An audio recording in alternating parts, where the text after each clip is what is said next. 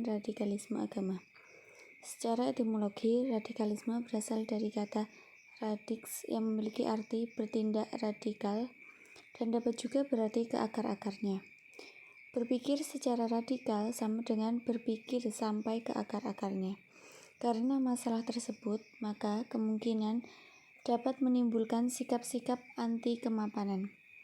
Dengan hal ini, radikalisme dapat dipahami sebagai sesuai sikap posisi yang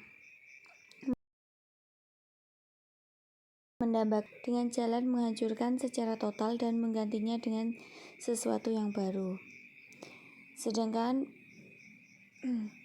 menurut bahasa, radikalisme juga berasal dari beberapa istilah, yaitu al-unf, al-itoraf, dan al-ghuluf.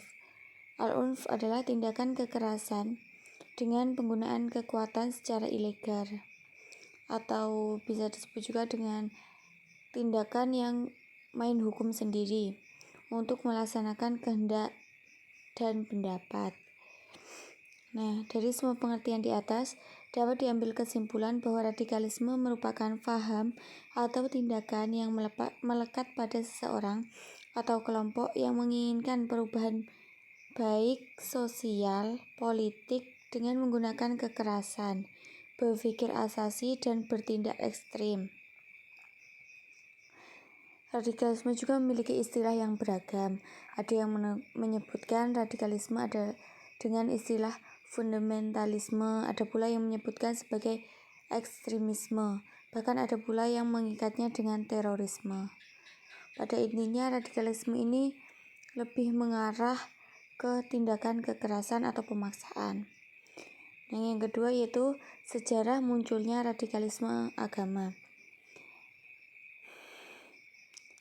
Kemunculan radikalisme secara sosiologis tidak lepas dari dinamika internal masyarakat itu sendiri.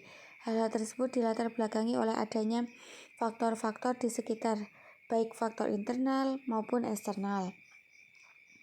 Radikalisme di dunia Islam bukan fenomena yang datang tiba-tiba. Radikalisme lahir dalam situasi politik, ekonomi, dan sosial budaya yang oleh pendukung gerakan Islam radikal dianggap sangat memojokkan umat Islam. Ada juga pendapat lain dari Nur Syam bahwa radikalisme terjadi ketika masyarakat berada dalam situasi kesenjangan antara nilai dengan pengalaman-pengalaman sehari-hari.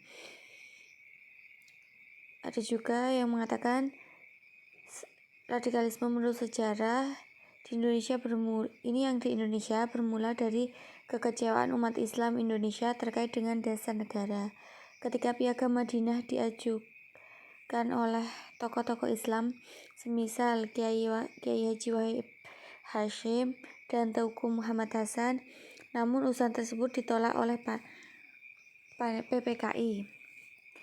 Meskipun dalam perjalanan sejarah penolakan tersebut diterima dan diakomodir oleh umat Islam dengan berbagai pertimbangan. Dan menurut hasil penelitian Badan Litbang dan Diklat Kemenak RI tentang perkembangan paham keagamaan transnasional di Indonesia tahun 2010, dari hasil penelitian itu ditemukan adanya gerakan keagamaan transnasional di Indonesia seperti Salafi, Syiah, Jamaah Tabligh, Ikhwanul Muslimin, dan lain-lainnya. Nah, demikianlah penjelasan saya.